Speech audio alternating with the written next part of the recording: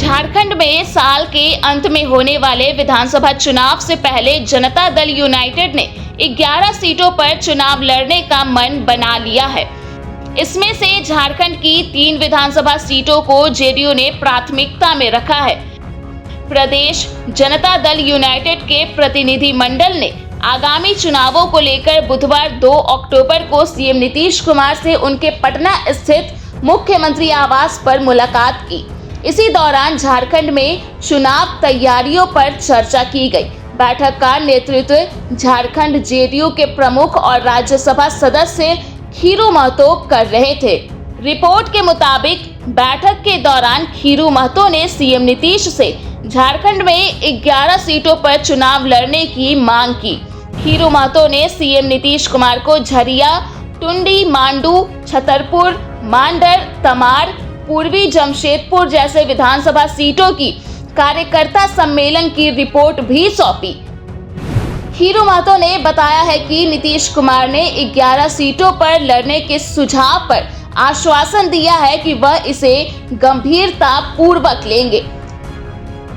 हाल ही में जेडीयू में सरयू राय और राजा पीटर शामिल हुए हैं। सरयू राय पूर्वी जमशेदपुर से चुनाव लड़ सकते हैं और राजा पीटर तमार सीट से उम्मीदवार बनाए जा सकते हैं। खीरू महतो पूर्व में मांडू विधानसभा से विधायक भी रह चुके हैं। इस बार भी वो इसी सीट से चुनाव लड़ रहे हैं।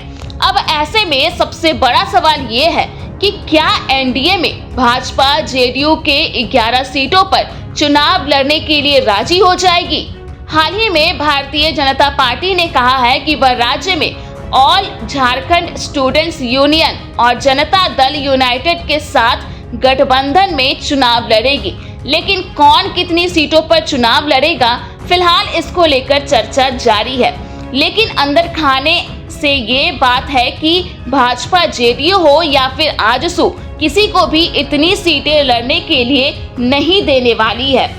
वहीं सूत्रों के मुताबिक भाजपा आजसू को 6 से 8 सीटें देने को इच्छुक है। हालांकि आजसू ने 10 सीटों की मांग की है। फिलहाल जेडीयू को 2 से 3 सीट देने की बात सामने आ रही है।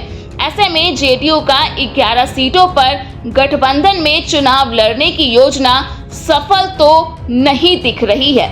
इससे पहले जुलाई 2024 में भी खीरू महतो और नीतीश कुमार के बीच झारखंड चुनाव को लेकर चर्चा हुई थी। खीरू महतो ने उस वक्त कहा था कि सीटों पर अंतिम निर्णय भाजपा के शीर्ष नेताओं के साथ बैठक के बाद लिया जाएगा। हालांकि उन्होंने जोर देकर कहा कि पार्टी की तैयारी सभी 11 से ज्यादा सीटों पर लड़ने को होगी। उन्होंने कहा था कि नीतीश कुमार जी को 11 उम्मीदवारों की सूची सौंपी गई है। निश्चित रूप से हम भाजपा के साथ गठबंधन में चुनाव लड़ेंगे। 2019 के विधानसभा चुनाव में जेडीयू ने 40 सीटों पर चुनाव लड़ा था, लेकिन एक भी सीट नहीं जीत पाई।